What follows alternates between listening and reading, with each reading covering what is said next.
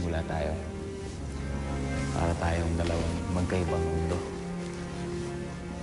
Diba sabi mo sa akin, tingin mo sa akin parang bituin na mahirap maabot. O mahirap abutin. Di ba? Pero alam mo, totoo lang, ikaw yun eh. Ikaw yung bituin na hindi maabot. Hindi nga kita mahawakan. Pero ngayon, dito ko sa studio ko, nahahawakan na kita. Parang hindi eh. Para kasi sa akin, ikaw yung bituin eh. Na akala ko hanggang pangarap lang at mahirap talagang abutin. Pero kita mo naman ngayon, nakayakap ka pa sa akin. Gaya-gaya ka naman eh.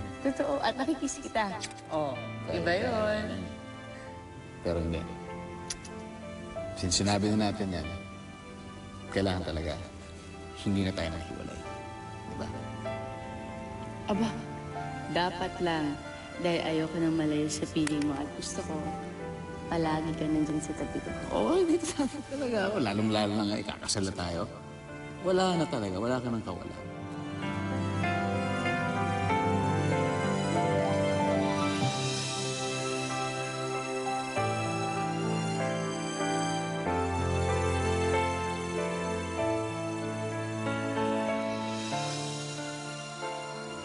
I'm sorry, Homer. I'm sorry hindi ako makakarating sa kasal natin. Sana mapatawad mo ako.